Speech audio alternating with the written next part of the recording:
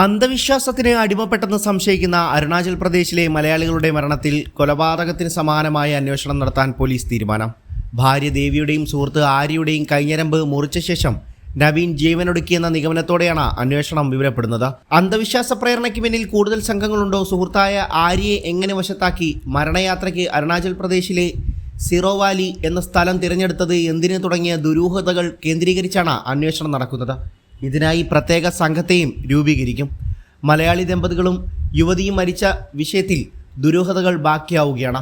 അന്ധവിശ്വാസ സംഘങ്ങളിലേക്കാണ് നിലവിലെ അന്വേഷണം നീളുന്നത്. മരണത്തിന് പിന്നിൽ അന്ധവിശ്വാസം പ്രചരിപ്പിക്കുന്ന സംഘങ്ങളാണെന്നാണ് സംശയം. നവിൻ്റെ ലാപ്ടോപ്പിൽ നിന്ന് വിവിധ ഡാർക്ക് നെറ്റ് സംഘങ്ങളെക്കുറിച്ച് സൂചനയുണ്ട്. സംശയം ബലപ്പെടുത്തുന്ന സംഘങ്ങളും റിപ്പോർട്ടുകളും ലാപ്ടോപ്പിൽ കണ്ടെത്തി എന്നതാണ് പോലീസിന് നിർണായകമായത്.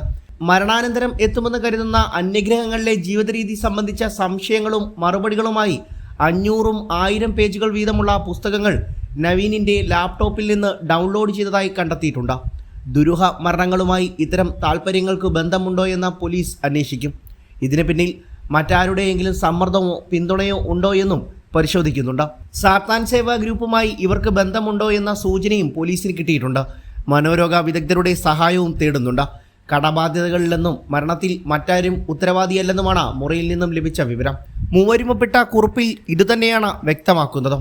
മൂവരും രക്തം കട്ട പിടിക്കാതിരിക്കുന്നതിനുള്ള മരുന്ന് കഴിച്ചിരുന്നതായി സംശയിക്കുന്നുവെന്നും അരുണാചൽ പോലീസ് അറിയിച്ചു.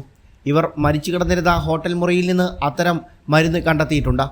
ആര്യ മകളാണെന്ന് പറഞ്ഞാണ് ഇവർ മുറിയെടുത്തത്. മൂവരുടെയും പോസ്റ്റ്മോർട്ടം പൂർത്തിയാവുകയും ചെയ്തു. മൃതദേഹങ്ങൾ ആംബുലൻസിൽ ഗുവാഹത്തിയിൽ എത്തിച്ച ശേഷം ഇന്ന് കൊൽക്കത്ത വഴി തിരുവനന്തപുരത്തേക്ക് കൊണ്ടുവരും. 3 പേരുടെയും മൃതദേഹങ്ങൾ കൈത്തണ്ട മുറിച്ച നിലയിലായിരുന്നു അരുണാചലിലെ ഹോട്ടൽ മുറിയിൽ കണ്ടെത്തിയത്. 2 യുവതികളിൽ ഒരാളുടെ കഴുത്തിൽ ആഴത്തിൽ മുറിവേറ്റിട്ടുണ്ട്. ഇത് ആര്യയുടേതാണ്.